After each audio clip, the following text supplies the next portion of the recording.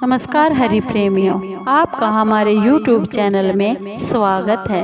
हरि प्रेमियों, कैसे हैं आप? उम्मीद है आप सब अच्छे होंगे। आइए आज का प्रसंग शुरू करते हैं। आज का प्रसंग है गंगा और जमुना, दो बहनों की कथा। हरि प्रेमियों, उससे पहले अगर आप हमारे चैनल पर नए हैं तो प्लीज चैनल को सब्सक्राइब जरूर कर लीजिए और बेल आइकॉन को जरूर दबा लीजिए ताकि आप तक हमारे सारे नोटिफिकेशन पहुंचते रहे। हरि प्रेमियों, आपका एक भी सब्सक्राइब हमारे लिए बेहद मायने रखता है। आइए आज का ये प्रसंग शुरू करते हैं। आज का प्रसंग है गंगा जमुना की कथा। हरि प्रेमियों, एक बार गंगा और जमुना दो बहनें कहीं पर जा रही थी। रास्ते में किसान के खेत पड़ रहे थे।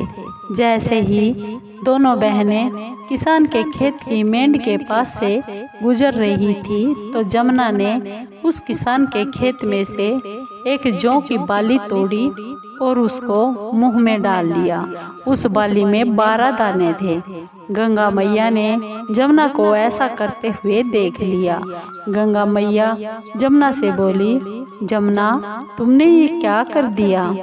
जमुना ने गंगा से कहा, क्या हुआ बहन, मुझसे क्या भूल हो गई?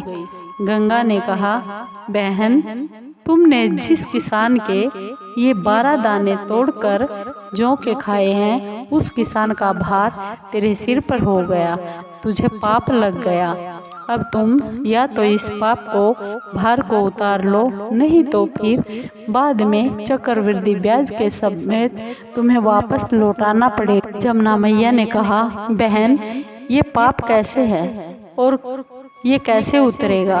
गंगा मैया ने कहा, बहन, जिस किसान ने इस खेत में ये फसल बोई है, बहुत मेहनत की है, बहुत परिश्रम किया है और वो किसान तेरे पास नहीं है। तुमने उसे पूछ कर नहीं खाया, ये तुमने पीछे से खाया है, इसलिए यह चोरी हुई और चोरी का पाप तो लगता ही है।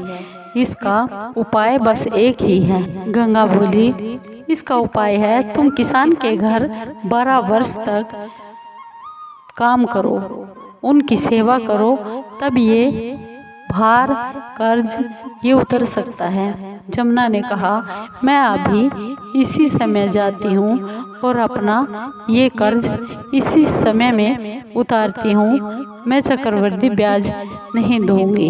यह कहकर जमुना गंगा से चल पड़ी उस किसान के घर और किसान के घर जाकर बोली, हे किसान, मैं बहुत भूखी हूँ, बहुत दिनों से खाना नहीं खाया और मुझे कोई काम भी नहीं मिल रहा है।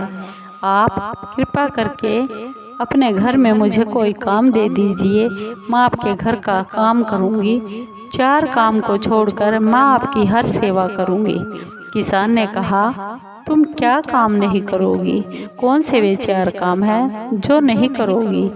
जमुना ने कहा, एक, मैं बर्तन साफ नहीं करूँगी, बर्तन नहीं मांजूंगी, दिया नहीं जलाऊंगी, झाड़ू नहीं लगाऊंगी, चौथा, मैं बिस्तर नहीं बिछाऊंगी। ये 4 काम को छोड़कर मैं आपके घर के सारे काम करूंगी। किसान ने कहा, मैं बहुत गरीब हूँ, मैं तुम्हें तनख्वाह नहीं दे सकता। जमुना ने कहा, मुझे कोई तनख्वाह की जरूरत नहीं, बस सुबह शाम मुझे खाना देते रहना, यही बहुत है। किसान ने कहा, ठीक है, तुम यहाँ पर रह जाओ। ऐसा करते हुए जमुना उनकी सेवा करती रही और काफी समय बीत गया। बहुत समय बीत जाने के बाद एक दिन किसान की पत्नी ने किसान से कहा, स्वामी, 12 वर्ष बाद कुंभ का मेला आता है और मुझे कुंभ के मेले में जाना है। गंगा स्नान का बहुत महत्व है। आपसे विनती है कि आप मुझे गंगा स्नान करवा कर ले आइए। किसान ने कहा, ठीक है, तुम जैसा अच्छा समझो वैसा ही करो। चलो, तुम्हें गंगा स्नान करवा कर आता हूँ। ये बातें जमुना ने दोनों पति पत्नी की सुन ली और जमुना जाकर किसान और किसान की पत्नी से बोली, क्या आप गंगा स्नान करने जा रहे हैं? लो यह एक सोने का टका है और तुम मेरी बहन गंगा से कह देना कि तुम्हारी बहन जमुना ने दिया है, तुम इसकी हरी हरी चूड़ियाँ पहन लेना। किसान और किसान की पत्नी ने जमुना से वह सोने का टका लिया और हरिद्वार गंगा स्नान के लिए चल पड़े। गंगा स्नान करने के बाद किसान और किसान की पत्नी ने वह सोने का टका निकाला और गंगा में जैसे ही छोड़ने लगे तो गंगा मैया प्रकट हो गई।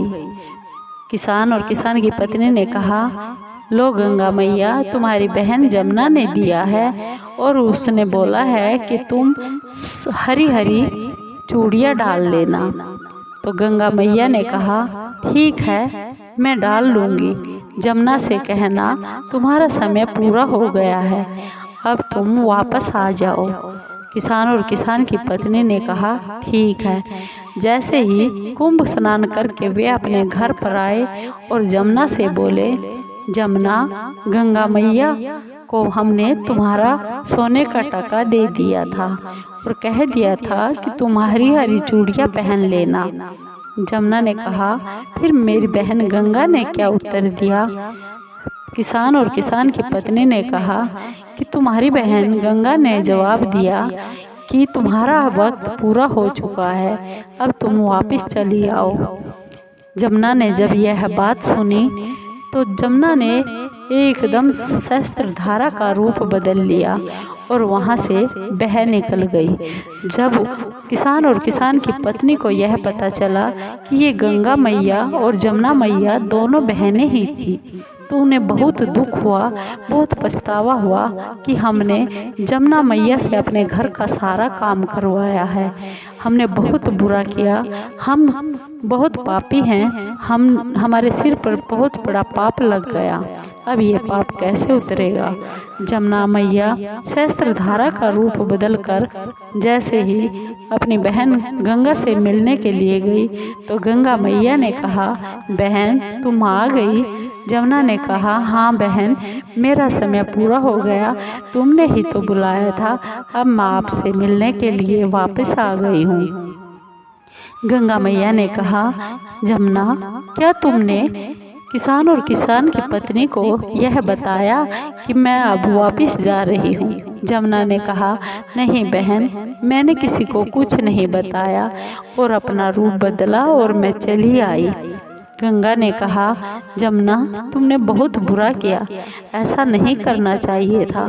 किसान और किसान की पत्नी बहुत ही विचलित हो गए हैं, वो बहुत दुखी हो गए हैं, तुम उनको धीरज देकर आओ, नहीं तो पूरी जिंदगी वो दुख की जिंदगी जीते रहेंगे।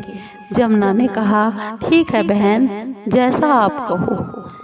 उस रात को किसान और किसान की पत्नी सो रहे थे। जमुना मैया किसान और किसान की पत्नी के स्वप्न में गई और किसान से बोली, किसान देवता, तुम और तुम्हारी पत्नी चिंता मत करो, दुख मत करो कि मैं तुम्हारे घर से चली गई हूँ। किसान बोला, हे गंगे, हे जमुने, हमने बहुत बड़ा पाप किया है। हे जमुना मैया, हमने आपसे अपना सारा घर का काम करवाया है, हम पापी हैं, हमें क्षमा कर दो, हमारा ये पाप कैसे उतरेगा। जमुना मैया ने कहा, नहीं नहीं, तुम पापी नहीं हो, मैंने अपना हिसाब किया है, अपना हिसाब किताब पूरा किया, तुम्हारा कर्ज उतारा है। किसान ने कहा, हे जमुना मैया, तुम और मेरा कर्ज, कैसा कर्ज, कौन सा कर्ज, मैंने तो कभी तुमसे ना कुछ दिया है, जो तुम्हारे सिर पर मेरा कर्ज हुआ है। जमुना मैया ने कहा, एक बार की बात है, मैं और मेरी बहन गंगा मैया हम दोनों तुम्हारे खेत के पास से जा रहे थे। जैसे ही तुम्हारे खेत की मेंढ के पास से होकर जा रहे थे तो तुम्हारे खेत की जौ की बाली मैंने तोड़ ली और उस बाली में 12 दाने जौ के निकले, वो मैंने मुंह में डाल लिए। गंगा ने कहा, जमुना, किसान का भार तुम पर चढ़ गया, क्योंकि किसान से पूछकर तुमने नहीं खाया, ये चोरी का था, किसान ने बहुत परिश्रम किया था, इसलिए अपने भार को उतार लो। इसलिए मैं नौकर का वेश करके तेरे घर पर आई थी और मैंने अपना 12 दानों का कर्जा उतारा है। किसान जमुना मैया ने ऐसा कहकर कहा, अब तुम अपने मन में दुख मत मनाओ और खुशी से रहो, और मेरा समय पूरा हो चुका था इसलिए मुझे जाना ही था। अब तुम सुख और समृद्धि के साथ अपने घर में आनंद से रहो। ऐसा कहकर जमुना मैया ने उन्हें ढेर सारा धन, सिक्के, सोना, चांदी, वस्त्र, गहने दिया और उसको किसान को धनवान बना दिया। ये कहकर जमुना मैया वहाँ से अंतर्ध्यान हो गई। हरि प्रेमियों, आपको ये वीडियो, ये कथा, ये कहानी कैसी लगी? अगर आपको ये गंगा और जमुना की कहानी कथा अच्छी लगी हो तो प्लीज़ चैनल को लाइक कीजिए, शेयर कीजिए, सब्सक्राइब कीजिए और कमेंट ज़रूर कीजिए। हरि प्रेमियों, आपके कमेंट का हमें बेसब्री से इंतज़ार रहता है। हरि प्रेमियों, जय श्री कृष्णा, जय गंगा मैया, जय जमुना मैया।